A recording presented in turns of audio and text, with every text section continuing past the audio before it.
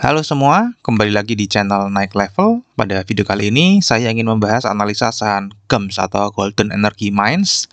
Ya, ini milik Sinarmas Group ya. Kita lihat dari simbolnya.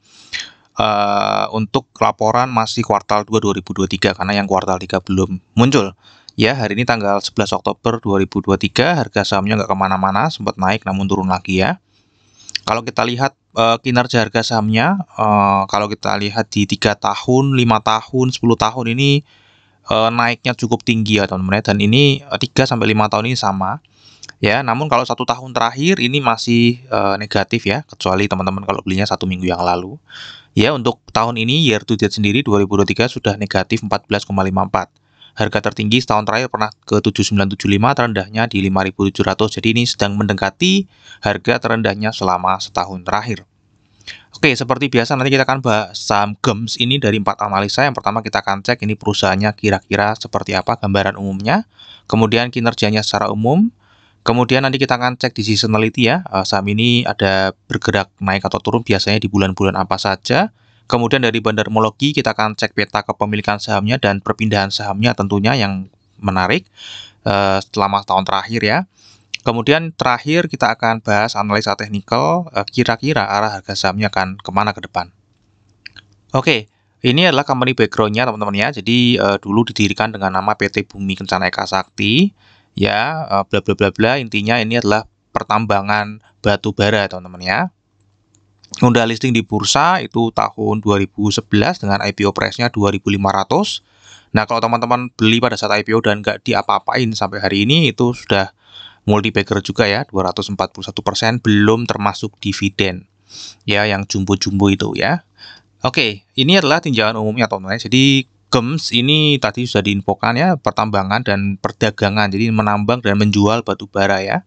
Ini konsesinya ada di Jambi, Sumatera Selatan, Sumatera Barat, Kalimantan Selatan, Kalimantan Tengah, dan memiliki cadangan batu bara ya. Ini update terakhir di public expose ya, baru kemarin ya. Cadangannya itu 0,99 ya, 1 miliar ton lah teman-teman, 1 miliar ton. Dan sumber daya batu baranya lebih dari 2,9 miliar ton ya. Terus GEMS tadi sudah diinfo ya, register di tahun 2011 ya. Pemegang sahamnya Dian Swastatika, ini Sinarmas ya teman-teman ya. Kemudian ada GMR Coal Resources dan pabriknya dulu cuma 3%, jadi kecil sekali ya. Kemudian 2015 Gear mengambil alih sebanyak 67% saham DSS di perseroan. Ya, kemudian Gear melakukan beberapa kali divestasi sahamnya di perseroan sehingga saat ini Gear cuma memiliki 7%. Jadi DSS sekarang menjadi pengendali lagi ya teman-teman ya. Dian Swastatika Sentosa ini. Ya, kemudian ini yang menarik ya, tanggal 15 September 2022 GMR melakukan divestasi lagi sahamnya di GEMS ya sebesar 30% kepada Radhika Janata Raya, dan ini adalah anak perusahaan tidak langsung dari ABMM ya. Jadi ini salah satu perusahaannya dipegang Pak Lo Keng Hong ya. Jadi ini GEMS ini merupakan salah satu cucu ya, kalau nggak salah anak perusahaan tidak langsung ya. Oke, ini per 31 Agustus ya, kapitalisasinya sekian ya, harganya 7275, tadi sekarang tinggal 6 ribuan ya teman-teman ya. Oke, ini adalah produksinya teman-teman ya, produksi GEMS ini dari 2014 sampai 2022 terakhir itu paling tinggi 38,4 juta ton, dan di tahun 2023 ini sampai 1 semester itu 20,4. Jadi kalau kita kali 2, jadi kira-kira tahun ini ya bisa 40,8, dan ini naiknya hanya 16% ya. CAGR-nya itu per tahunnya 24% naiknya. Tadi saya sudah hitung ya, dari 1 miliar tadi 1 miliar mana tadi ya? Nah, 1 miliar ton ya, sumber dayanya itu ada 2,92 miliar ton. Cadangannya, kalau cadangannya ini produksi dengan CAGR-nya naik, betul-betul naik setahun konsisten 24%, meskipun kita tahu itu nggak mungkin ya. Setahun bisa konsisten 24%, kita lihat aja di tahun 2023 sudah turun 16%. Ya, anggap aja ini naik konsisten 24%, maka cadangannya akan habis dalam waktu kira-kira 9 tahun. Ya, jadi ini 1 miliar ini habis dalam waktu 9 tahun. Kalau tiap tahun itu produksinya naik 24% terus. Plus kalau misalnya sumber dayanya ternyata sudah layak ya, layak tambang menjadi cadangan batu bara, maka akan bertambah lagi kira-kira 6 tahun lagi. Ya, jadi totalnya masih ada kira-kira 15 tahun lagi lah sampai habis gitu kira-kira teman-teman dari data saat ini ya. Dengan benar-benar produksinya naik 24% per tahun. Oke. Nah, ini adalah anak perusahaannya yang memiliki konsesi pertambangan tadi sudah disebutkan ya, Borneo Indobara. Ya, kemudian di sini Kalimantan Selatan ada Kuansing ini Makmur ya di sini dan Bara Sentosa ada di sini. Penjualannya ini 2022 domestiknya 36%, banyakan dibuang ke China, India dan lain-lain ya. Lain-lain ini ada Taiwan, Malaysia, Filipina, Vietnam, Korea dan Pakistan. Untuk di 2023 ini satu semester ini juga masih ke China paling banyak ya, India, Indonesianya turun ya. Jadi kontribusinya lebih banyak ekspor ke China. Dan ini adalah pendapatan dari GEMS ya. Kalau kita lihat memang benar-benar hanya menambang dan menjual batu bara ya. Di laporannya hanya tertulis penjualan ke luar negeri, ke dalam negeri, ke pihak ketiga, ke pihak berelasi. Kemudian berupa dolar atau berupa rupiah, yang rupiah tadi kan mestinya di Indonesia. Oke, ini adalah harga indeks acuan yang digunakan GEMS untuk melakukan penjualan teman-teman. Jadi menggunakan IG4 ya. Akhirnya saya dapat grafiknya. Ya setelah saya mencari-cari dapat juga grafik IG4. Memang berbeda dengan pergerakan Newcastle ya teman-teman yang biasa saya pakai. Nah, kalau kita lihat di sini ini pergerakannya tidak terlalu fluktuatif ya dan masih stabil di 89,80 ya dari awal tahun 2022 nih teman-teman ya. 2022 sampai sekarang ini masih 89,80. Jadi kira-kira performance-nya ya masih stabil aja mestinya di kuartal 3 dan kuartal 4. Oke, ini adalah kinerjanya secara umum.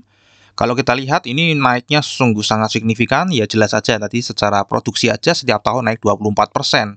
Ditambah kenaikan harga batu bara ya 2021 ya. Jadi ini naiknya sangat signifikan, semua sektor batu bara juga mengalaminya. Jadi ini bukan hal yang luar biasa. Kalau kita lihat juga di struktur pendapatannya ini cukup oke ya karena beban pokok penjualannya ini cenderung stabil teman-teman ya. Tidak terlalu jomplang. Jadi memang mungkin kenaikannya benar-benar terimpact dari kenaikan produksinya ya. Untuk beban usahanya ini juga cenderung menurun ya. Ini beban pokok penjualan cenderung menurun. Kemudian untuk laba bersihnya ini 2021, 2022 memang tinggi 20 dan 23,8% dari pendapatan. Nah, untuk di semester 1 2023 sendiri itu masih naik pendapatannya 9% ya dan laba bersihnya naik tipis sekali ya 0,2%. Ya, jadi penjualannya meningkat 9% namun laba bersihnya naiknya tipis sekali ya. Kalau kita cek lebih detail ini karena beban pokok penjualannya memang naiknya lebih tinggi daripada pendapatan teman-teman ya, sehingga ini menggerus ya. Kemudian kalau kita cek juga beban usahanya naik ya teman-teman ya. Beban usahanya juga naik. Oke, untuk struktur pendapatannya sendiri di satu semester ini masih cukup stabil teman-teman ya. Masih cukup stabil ya, tidak ada banyak perubahan. Jadi kalau misalnya produksinya ditambah lebih banyak dan dijual lebih banyak, artinya secara otomatis secara nominal akan naik. Nah, untuk valuasinya sendiri gimana teman-teman ya? Pada saat video ini dibuat itu price to book value-nya dari 2,68 dan PER-nya di 3,56. Ya, untuk PBV ini masih cukup rendah ya dibanding tahun-tahun sebelumnya, terkecuali tahun 2015. Untuk PER-nya ini masih yang terendah ya teman-teman ya, masih yang terendah karena kinerjanya masih tinggi. Untuk ROE-nya sendiri ini keren ya, 80,05%, namun kita bayarnya di PBV 2,68 sehingga mendapatkan earning yield-nya 29,82%. Dan jelas ini masih murah teman-teman ya, dan kita tahu ya murahnya ini adalah murah cyclical karena harga batu bara memang lagi naik gitu ya teman-teman ya. Untuk harga wajarnya sendiri ada di PBV, ada di book value-nya ada di 2257 ya. Menggunakan metode earning yield 10-15% itu kan mendapatkan PBV 5,34 sampai 8,01 ya, sehingga kalau kita konversi ke harga itu harga wajarnya dari 12.000 sampai 18.000. Jadi 2 kali lipat dari harga sekarang ya, harga wajarnya teman-teman ya.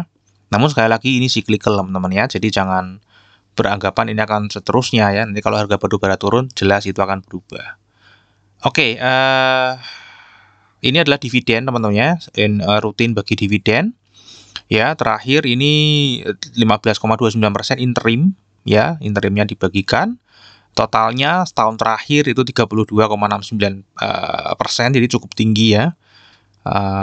Ini adalah payout ratio-nya, kalau saya anggap paling kecil nanti 60% lagi aja ya. Itu sudah dibagikan 841, bagi sisanya nanti adalah 181 yang akan dibagikan di final. Jadi cuma dapat 3% ya sisanya, karena memang interimnya ini lebih besar daripada final ya. Namun ini rutin bagi dividen teman-teman ya, cukup rutin bagi dividen. Kemudian kalau dari seasonality ini sayangnya kurang menarik ya, karena banyak merahnya teman-teman ya, banyak merahnya. Sebenarnya merahnya ini bukan karena turun, namun karena lebih banyak tidak bergerak ya. Dari 2018 ini tidak bergerak ya selama 3 tahun ya. Oke, untuk bandarmologinya kita cek tadi sudah disebutkan di awal ya, DSSA ini pemegang atau pengendali, kemudian ada Radhika Janantara Raya ini yang tadi anak usaha tidak langsungnya ABMM. Kemudian ada Golden Energy and Resources, ini masih ada 7% tadi ya. Ini masyarakat yang Skriplos ada 12% ya. 706 juta lembar saham. Dari 706 juta lembar saham ini yang dimiliki oleh investor retail lokal hanya 26 juta. Jadi kecil sekali teman-teman ya. Kecil sekali, bahkan 5%-nya aja nggak ada. Ya, kalau kita lihat jumlah pemegang sahamnya itu naik signifikan hanya di 2 bulan terakhir. Ya, sebelumnya cuma berkisar 3.000, namun di bulan Agustus dan September itu langsung naik loncat 4.448. Ya, kepemilikannya juga naik, dan kalau kita lihat rata-ratanya naik teman-teman ya, rata-ratanya naik karena dari 4.448 orang yang masuk ini itu per orangnya menyumbang value 21,6 juta ya per orangnya. Jadi rata-rata itu investor retail lokal di saham ini megangnya ya kisaran 20 juta ya per orang. Nah, kalau teman-teman punya kira-kira di bawah rata-rata atau di atas rata-rata teman-teman. Nah, ini adalah partisipasi aslinya tidak terlalu oke, jadi kita bisa abaikan saja. Ini adalah peta kepemilikan sahamnya dan perpindahan sahamnya selama setahun terakhir ya. Sebenarnya ini nggak ada yang menarik teman-teman ya, karena ini hanya permainan pindah-pindahan partai besar teman-teman ya. Kemungkinan memang tidak di maintain ya harganya. Dia hanya akuisisi secara besar-besaran tadi yang sudah disebutkan di awal ya. Kalau kita lihat di sini setahun terakhir kepemilikan asing turun drastis, itu pun pindahnya satu kali. Jadi ini transaksional teman-teman ya, mungkin di pasar nego ya. Kita lihat ya, penurunannya hanya di 1 bulan, kemudian diambil 1 bulan. Jadi yang buang adalah tadi foreign corporate, tadi kita sudah lihat ya, Golden Energy yang buang diambil oleh DSSA ya, lokal CP, dan seperti itu ya. Investor retail lokal tadi kita sudah lihat ya, ini naiknya hanya di 2 bulan terakhir, itu pun kecil sekali ya. Kita lihat ya, prosentasenya di saham yang beredar hanya 0,44% ya, jadi sangat kecil sekali ya. Jadi nggak ada efeknya di sini investor retail lokal.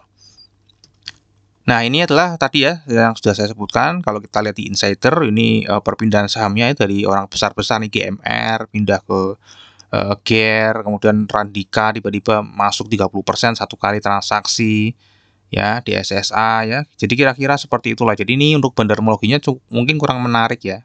Kurang menarik karena saham ini tidak di-maintain, atau ya memang hanya untuk formalitas aja ya, listing di bursa, tapi tidak di-maintain harganya. Nah, kalau kita lihat juga untuk 1 sampai tanggal 11 ini itu memang terlihat sedang ada big distribution ya, meskipun nominalnya nggak terlalu banyak. Ini broker PP yang dominan menjual. Sebelum dividen dibagikan ini terjadi lonjakan harga, namun lonjakan harga ini kecil sekali ya. Hanya markup, kemudian besoknya langsung dijual habis-habisan ya. Dia bisa ini distribusi terus teman-teman ya, dan di bulan Oktober ini juga masih distribusi meskipun tidak terlalu masif ya. Nah, kalau kita lihat juga dari sini ya, volumenya tadi saya bilang ini tidak terlalu di maintain ya untuk harga di bursanya karena volumenya sangat kecil ya. Ini likuiditasnya kecil. Ini ketolong 20 hari terakhir, ketolong karena memang ada dividen, teman-teman ya.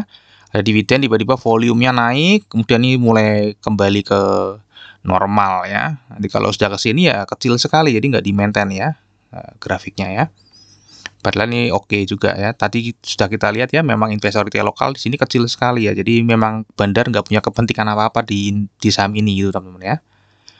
Transaksinya 2,7 M per hari. Nah, kira-kira arah harga sahamnya ke kemana ya? Karena saya melihat ini nggak di-maintain ya pasti akan di sini-sini aja. Mungkin di 6.000 terus ya. 6.000 ya ntar naik turun sedikit lah ya. Pasti naik turun sedikit. Mungkin dari retail jual ke retail gitu ya. Nanti akan bergerak ketika apa? Ketika ada dividen atau ada corporate action lagi gitu kira-kira. Kalau nggak ada dividen, nggak ada corporate action ya mestinya harganya cuma oper-operan di sini aja lah ya. Oke, terakhir risamnya untuk fundamental tadi kinerja jangka panjangnya naik, kinerja jangka pendeknya juga masih naik. Valuasi murah, rutin bagi dividen, forecast-nya sisa 3% ya karena sudah dibagikan interim. Kemudian untuk potensi seasonality naiknya hanya di bulan April, kemudian untuk bandar homologi September ke September. Ya meskipun tadi saya bilang bandar tidak maintain, namun investor retail lokal ini masuk cukup banyak, jadi masih bisa dibilang ini masih distribusi sangat kecil teman-teman ya, tidak ada artinya. 1-11 Oktober juga distribusi kecil. Dan untuk technical ini masih sideways aja ya teman-teman ya, jadi harganya mungkin akan di situ-situ aja ya, nggak bergerak ranging, nggak naik, nggak turun gitu ya, di situ-situ aja. Naik turunnya itu mungkin ya nggak akan cukup untuk scalping ya, untuk apa 1 tick 2 tick nggak akan cukup untuk menutup profitnya, nggak akan cukup untuk menutup biaya broker. Oke, terakhir disclaimer teman-teman ya, jadi analisa yang saya bagikan di YouTube ini adalah analisa saya pribadi yang pasti juga bisa salah teman-teman ya. Jadi ini bukan ajakan beli atau jual saham GEMS. Silakan teman-teman tetap wajib melakukan analisa sendiri jika ingin menjual atau membeli saham GEMS. Sampai di sini dulu video analisa saham GEMS, semoga bisa bermanfaat. Kita akan ketemu lagi di video yang berikutnya.